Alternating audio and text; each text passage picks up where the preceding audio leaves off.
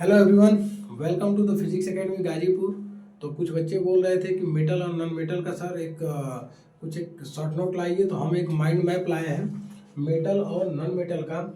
और इसमें हम आपको बता देते हैं फिजिकल प्रॉपर्टी और केमिकल प्रॉपर्टी। आज का एक बेसिक सा छोटा सा लेक्चर है जिसमें हम वन शॉट में आपको थोड़ा बहुत कुछ बता देते हैं मेटल नॉन मेटल से। और डे बाय डे केमिस्ट्री का भी एक लेक्चर आपको चलता रहेगा। तो क्लास 10th बोर्ड 2026 के लिए इम्पॉर्टेंट होने जा रहा है। तो सबसे पहले मेटल की बात करेंगे। मेटल की फिजिकल प्रॉपर्टी क्या होगी? मेटल की फिजिकल प्रॉपर्टी, पहली प्रॉपर्टी है सॉलिड। जो भी मेटल मिलेंगे हमको जनरली क्या मिलेंगे? सॉलिड में मिलेंगे। दूसरी प्रॉपर्टी है मेटल की मेल्टिंग पॉइंट और बॉइलिंग पॉइंट क्या होती है? हाई होती है। तीसरी प्रॉपर्टी है कि उसकी डेंसिटी भी क्या होती है? उसकी डेंसिटी भी हाई होती है। डेंसिटी भी हाई होती है किसकी?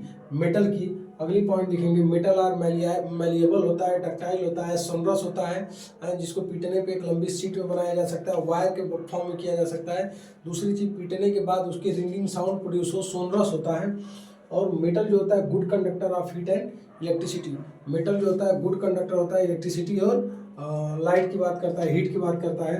अब नॉन मेटल की ही फिजिकल प्रॉपर्टी हम एक ही बार देख लेते हैं। तो नॉन मेटल की फिजिकल प्रॉपर्टी है, नॉन मेटल सॉलिड में भी पाए जाते हैं, लिक्विड में भी और गैस में पाए जाते हैं। जनरली हमको पता है कि नॉन मेटल आर मैलिएबल और डक्टाइल नहीं होते हैं, पीटने पे लंबे शीट के फॉर्म में नहीं बनते हैं, ना ही वायर के फॉर्म में बनते हैं। इनकी मेल्टिंग पॉइंट और बॉइलिंग पॉइंट भी क्या होती है? कम होती है।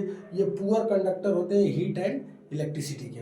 ठीक है, ये फिजिकल प्रॉपर्टी हुई मेटल की, ये फिजिकल प्रॉपर्टी हुई नॉन मेटल की। अब हम बात करेंगे मेटल के साथ चलेंगे केमिकल प्रॉपर्टी के पास। किसके पास चला जाए? केमिकल प्रॉपर्टी के पास। तो देखिए यहाँ पे कि मेटल जो है, मेटल को अगर ऑक्सीजन के साथ ऐड कराया जाए तो क्या बनेगा? Metal oxide. मेटल को वाटर के साथ अगर ऐड कराया जाए तो मेटल हाइड्रो ऑक्साइड बनेगा। यहाँ पे आप देखते रहिए, मेटल को डाइल्यूट एसिड HCl के साथ या किसी एसिड के साथ कराया जाए तो साल्ट प्लस H2 बनेगा, हाइड्रोजन गैस। मेटल को क्लोरीन के साथ अगर रिएक्ट कराया जाए तो मेटल क्लोराइड बनेगा। मेटल को अगर हाइड्रोजन के साथ रिएक्ट कराया जाए तो मेटल हाइड्राइड बनेगा। ठीक है, तो ये केमिकल प्रॉपर्टी है किसकी?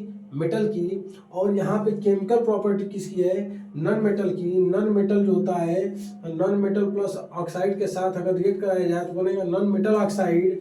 नॉन मेटल को अगर स्टीम के साथ, वेपर है, वाटर को अगर हीट किया जाए जो वेपर निकलेगा उससे बात किया जाए तो बनेगा हाइड्रोजन गैस बनेगा। नॉन मेटल को एसिड के साथ अगर रिएक्ट कराते हैं तो कोई रिएक्शन ही फॉर्म नहीं होगा। ठीक है, नॉन मेटल को क्लोरीन के साथ अगर रिएक्ट करेंगे तो नॉन मेटल क्लोराइड बनेगा। देखिए ये माइंड मैप है। क्या है? ये हमारा माइंड मैप है। ऐसे लिख देते हैं माइंड मैप, जो एक बार आप कभी भी इसको रिवाइंड कर सकते हैं। जो चीज़ बेसिक चीज़ें हैं, physical property, chemical property, metal non metal की प्रॉपर्टी, हमने आपको एक ही साथ सबको ला दिया है कि एक बार वन शॉट देखने के लिए चाहे तो इसका स्क्रीनशॉट ले सकते हैं, चाहे तो इसको नोट कर सकते हैं, हमेशा के लिए आपके दिमाग में सेटल हो जाएगा। और बोर्ड की एग्जाम में जब भी क्वेश्चन आएंगे उस क्वेश्चन को फोड़ के आएंगे, बिना सोचे बिना कहे उन क्वेश्चन को करके आएंगे। और जैसे मैं क्वेश्चन फेंक रहा हूँ वैसे आप आंसर फेंक के आएंगे। ठीक है, अब मिलेंगे नेक्स्ट लेक्चर में। Okay, thank you so much.